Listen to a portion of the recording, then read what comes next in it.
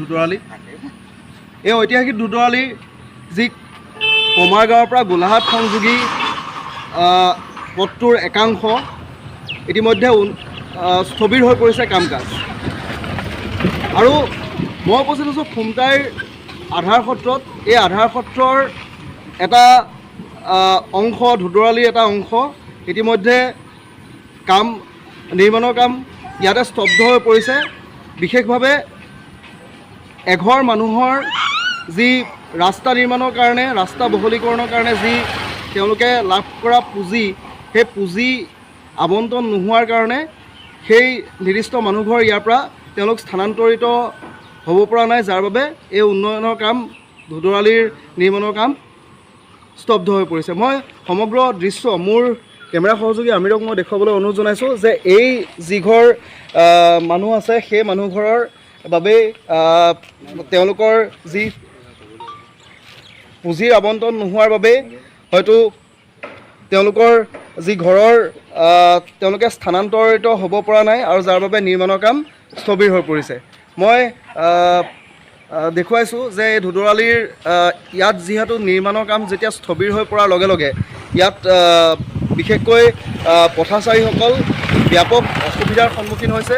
আৰু এই পথছোৱাৰ ইমানেই দুৰৱস্থা যে এই দুৰৱস্থাৰ কাৰণে যিকোনো মুহূৰ্তত ইয়াত হয়তো দুৰ্ঘটনা সংঘটিত হোৱাৰ আশংকা হৈ পৰিছে।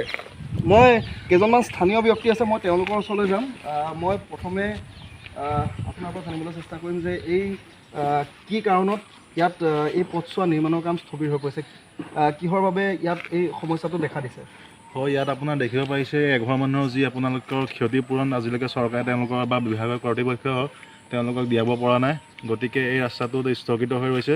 বহুত বছৰে হ'ল ৰাস্তাটো কাম সম্পূৰ্ণ কৰিব পৰা নাই, গতিকে এইটো কাম স্থগিত হৈ ৰাখিছে। হয়, আৰু আপোনালোকৰ স্থানীয় লোক হিচাপে আপোনালোকৰ কেনেকুৱা ধৰণৰ অসুবিধাৰ সন্মুখীন হৈছে, যিহেতু পথটো অত্যন্ত শোচনীয় অৱস্থা? আপোনালোকে চালে গম পাব যে এই পথছোৱাত আপোনালোকৰ ড্ৰেইনৰ কিমান প্ৰয়োজনীয়তা বেছি, কিন্তু আমি গম পোৱা মতে ইয়াত কোনো ধৰণৰ ড্ৰেইনৰ এষ্টিমেটত ধৰা হোৱা নাই। গতিকে আমি আবেদনো কৰিছোঁ। এতিয়া আপোনাৰ কি হয়, বৰষুণ দিলে আপোনাক আমাৰ চোতালত হওক বা ঘৰত হওক গোটেই পানী উপচি পৰে। গতিকে আপোনালোকৰ চেনেলৰ মাধ্যমেৰে অনুৰোধ জনাইছোঁ বিভাগীয় কৰ্তৃপক্ষক যাতে তেওঁলোকে আহি চাই মেলি যি ড্ৰেইনৰ প্ৰয়োজন আছে সেই প্ৰয়োজনীয়তা আপোনাক প্ৰদান কৰে ড্ৰেইন। আৰু যি ৰাস্তাৰ কাম অসম্পূৰ্ণ হৈ আছে, তেওঁলোকৰ যি ক্ষতিপূৰণ পোৱা নাই, এই ক্ষতিপূৰণটো সোনকালে আদায় কৰি এই ৰাস্তাৰ কাম সম্পূৰ্ণ কৰি তোলে। হয়, মই আৰু এটা কথা জানিবলৈ চেষ্টা কৰিম আপোনাৰ পৰা, যিহেতু ইয়াত পথটো অকণমান আগলৈ যিহেতু পানীৰ এক পুখুৰী সদৃশ গাঁতৰ সৃষ্টি হৈছে, আৰু তাৰ বাবেও যথেষ্ট দুৰ্ঘটনাৰ আশংকা ইতিমধ্যে আহি পৰিছে। কিমান 5 বছৰে এই ৰাস্তাটো কিন্তু সম্পূৰ্ণ কৰিব পৰা নাই। কি ক'ব নিৰ্মাণকাৰী প্ৰতিষ্ঠান যি গৌতম কনষ্ট্ৰাকশ্যন আছে তেওঁলোকক কি ক'ব? হয়, ইতিমধ্যে ইয়াত 2-এটা দুৰ্ঘটনা বৰ্তমান হৈ গৈছে। কেইবাখনো আপোনাৰ ই ৰিক্সাকে ধৰি মটৰচাইকেল কেইবাখনো দুৰ্ঘটনাগ্ৰস্ত হৈছে।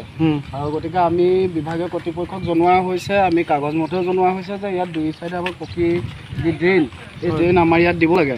আৰু ৰাস্তাটো অতি শোচনীয়। এজাক সৰু আপোনাৰ কৃত্ৰিম বৰষুণতে আমাৰ ইয়াত বানপানী পৰিস্থিতি সদৃশ সৃষ্টি হয়, বানপানী পৰিৱেশ সৃষ্টি হয়, পানী পূৰা জমা হৈ যায় আৰু আপোনাৰ গাড়ী মটৰ চলাচলৰ কাৰণে বহুত অসুবিধা হয়। আৰু যিকোনো এখন আপোনাৰ ওজন পৰিমাণৰ গাড়ী আহিলে সৰু গাড়ী যাবৰ কাৰণে ৰাস্তাই নাইকিয়া হয়। হয়, বহুত আৰু ল'ৰা ছোৱালী স্কুলৰ অহা যোৱা কৰিবৰ কাৰণে বহুত অসুবিধা হয়।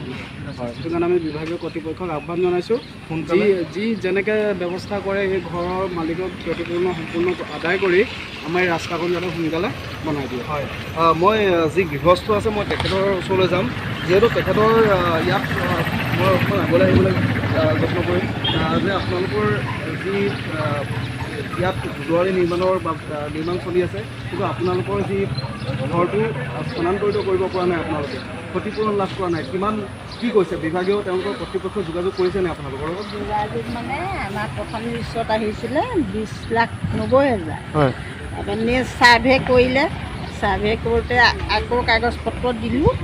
তাৰপিছত এতিয়া পইচাটো তেওঁবিলাকে অফিচলৈ গ'লে কয় যে লেটৰ লিষ্ট অহা নাই, গুৱাহাটী গৈছে, আহিলে আপোনালোকে একাউণ্ট দিব, সেইটো কৈ থাকে। আমিতো খবৰ কৰি আছোঁ, এতিয়া তেওঁবিলাকে আমি পইচাটো দিলেহে, আমিতো মাটি অকণ কিনিব লাগিব, ঘৰ বনাব লাগিব, আমি পইচাটো ভৰাই দিলোঁ পটককৈতো আমি নোৱাৰিম।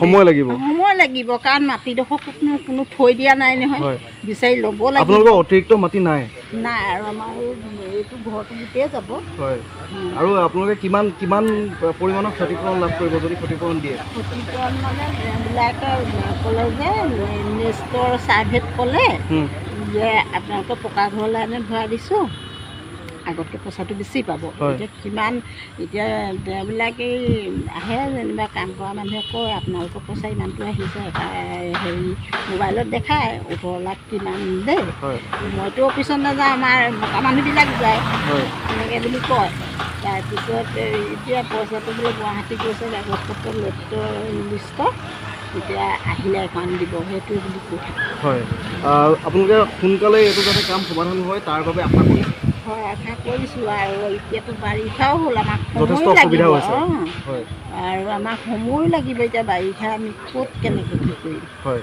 সময় লাগিব আমাক ধন্যবাদ জনাইছোঁ হয় এনেদৰে যে যি ধুদৰালিৰ নিৰ্মাণৰ যোৱা 5 বছৰে এই নিৰ্মাণৰ কাম চলি আছে কিন্তু তেওঁলোকে যিসকল লোক আছে যিসকলৰ ইতিমধ্যে ঘৰ দুৱাৰ ইতিমধ্যে সা সম্পত্তি উচ্ছেদ হৈছে ধুদৰালি নিৰ্মাণৰ নামত সেইসকলক উপযুক্ত ক্ষতিপূৰণ এতিয়ালৈকে কিন্তু প্ৰদান কৰি এই অসমমালাৰ অধীনত নিৰ্মাণ চলি থকা ধুদৰালিৰ কাম কিন্তু তেওঁলোকে সম্পূৰ্ণ কৰিব পৰা নাই এই ক্ষেত্ৰত বিভাগীয় যি আমাৰ লোক নিৰ্মাণ বিভাগ আছে নতুন চৰকাৰখন আছে দায়িত্ব আছে যে খুব অতি সোনকালে তেওঁলোকক ক্ষতিপূৰণৰ ব্যৱস্থা কৰি ধুদৰালি নিৰ্মাণৰ কাম সম্পূৰ্ণ কৰি যি এই পথচাৰীসকলে যি যম যন্ত্ৰণা ভুগিছে এই যম যন্ত্ৰণাৰ পৰা পৰিত্ৰাণ কৰে